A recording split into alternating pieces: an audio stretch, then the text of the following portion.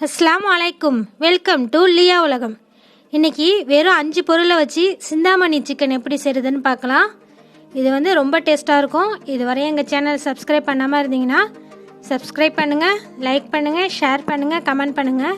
மறக்காமல் bell icon பட்டனை அழுத்துங்க. வாங்க வீடியோக்குள்ளே போகலாம். நான் இன்றைக்கி இரும்பு சட்டி எடுத்திருக்கேன். இதில் செஞ்சால் ரொம்ப டேஸ்ட்டாக இருக்கும். எண்ணெய் நான் அதிகமாக ஊற்றணும். உங்களுக்கு தேவையான அளவு எண்ணெய் ஊற்றிங்க. எண்ணெய் நல்லா ஹீட் ஆனதும் நான் ஒரு 40 காஞ்ச மிளகாய் எடுத்து பாதியாக கட் பண்ணி அதில் உள்ள விதையெல்லாம் எடுத்து வச்சுருக்கேன். எடுத்து தனியாக வச்சுருங்க. விதை நம்மளுக்கு தேவையில்லை. வெறும் அந்த காஞ்ச மிளகாய் மட்டும் இதில் போடுங்க. போட்டு லைட்டாக வதக்குங்க. இந்த காஞ்ச மிளகாய் லைட்டாக கலர் மாறும்ல, அந்த ஸ்டேஜ் வரையும் வதக்கிங்க. இப்போ பாருங்கள், மாறிடுச்சு.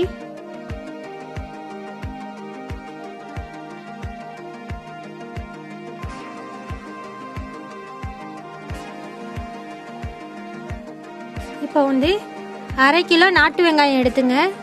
அதை ஒரு வெங்காயத்தை பாதியாக, அதாவது ஒரு வெங்காயத்தை 2ஆக கட் பண்ணி வச்சுருக்கேன். அதையும் இதில் போட்டுருங்க. போட்டு லைட்டாக கிளறி விடுங்க. இது ரொம்ப வதங்க வேணாம்.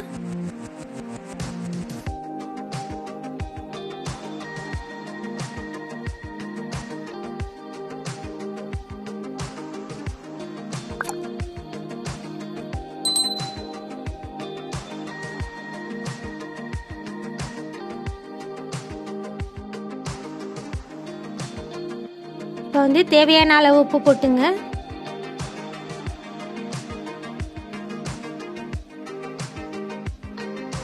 நான் 1 கிலோ கோழியை நல்லா வாஷ் பண்ணிட்டு மஞ்சத்தூளில் போட்டு பரட்டி வச்சுருக்கேன். அதை இதில் சேர்த்துங்க. சேர்த்து நல்லா கிளற விடுங்க. இது நம்ம தண்ணியெலாம் ஊற்ற தேவையில்லை. அந்த வெங்காயம் அந்த எண்ணெயிலேயே இது குக் ஆகணும். கோழி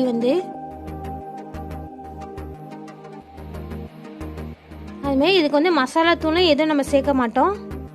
வெங்காயம், காஞ்ச மிளகாய், அப்புறம் பூண்டு, இஞ்சி சேர்ப்போம், மஞ்சத்தூள் சேர்ப்போம். அவ்வளோதான், வேறு எதுவும் சேர்க்கறது கிடையாது. இதுலேயே டேஸ்ட் அந்த அளவுக்கு சூப்பராக இருக்கும். ரொம்ப அருமையாக இருக்கும். நம்ம எப்போ பார்த்தாலும் மசாலா கொடுத்து நம்ம கிண்டி சாப்பிடுவோம், செஞ்சு சாப்பிடுவோம். கோழிலாம் இதுமாரி டிஃப்ரெண்ட்டாக நீங்கள் செஞ்சு சாப்பிடுங்க.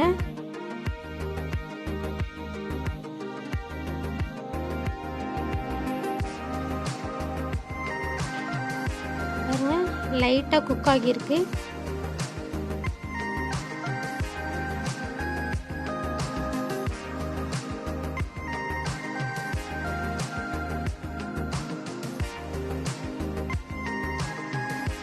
இப்போ முழு பூண்டை சின்ன சின்னதாக கட் பண்ணி வச்சுருக்கேன். அதுமாதிரி இஞ்சும் ஒரு 2 துண்டு எடுத்து சின்ன சின்னதாக கட் பண்ணி இதில் சேர்த்துங்க. சேர்த்து நல்லா கிளறி விடுங்க.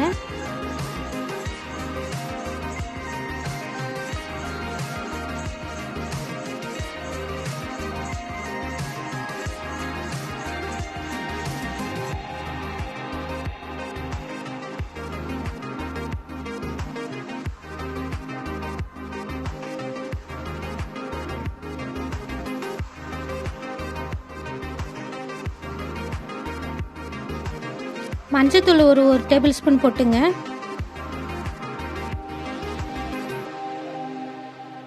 உப்பு தேவையான அளவு போட்டுங்க. ஃபஸ்ட்டு நம்ம கொஞ்சமாக போட்டோம் வெங்காயம் வதங்கிறதுக்காண்டி. இப்போ கோழிக்குள்ள உப்பை போட்டுங்க. போட்டு நல்லா கிளறி விடுங்க.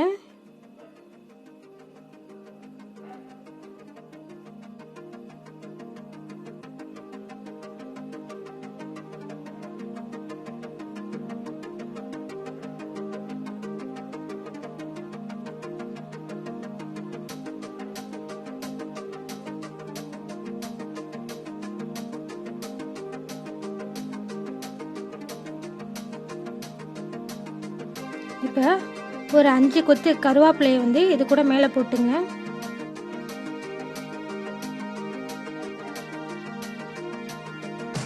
நல்லா கிளறி விடுங்க.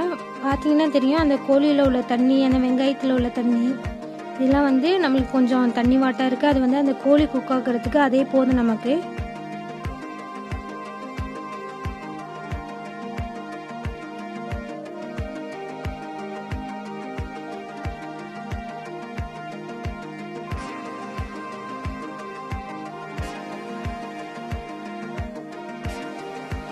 இப்போ வந்து ஒரு மூடி போட்டு வச்சிடுங்க.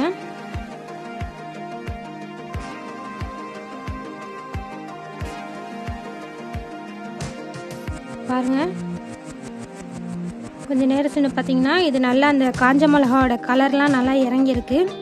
இந்த இரும்பு சட்டியில் பண்ணுறதுனால தனி கலர் வரும், அதுமாதிரி டேஸ்ட்டும் செமையாக இருக்கும். மற்ற பாத்திரத்தில் செய்கிறத விட இந்த இரும்பு சட்டியில் ஒரு நாள் நீங்கள் செஞ்சு பாருங்கள், சூப்பராக இருக்கும். பாருங்கள், நம்மளுக்கு வந்து கோழி வந்து நல்லா வெந்துடுச்சு. இந்த ஸ்டேஜ் வந்து நம்மளுக்கு கரெக்டான ஸ்டேஜ். இப்போ வந்து நீங்கள் ஸ்டவ்வை ஆஃப் பண்ணிவிடுங்க. இது வந்து சாதத்தோட பராட்டாவோட எது கூட சாப்பிட்டாலும் இது வந்து ரொம்ப டேஸ்ட்டாக இருக்கும்.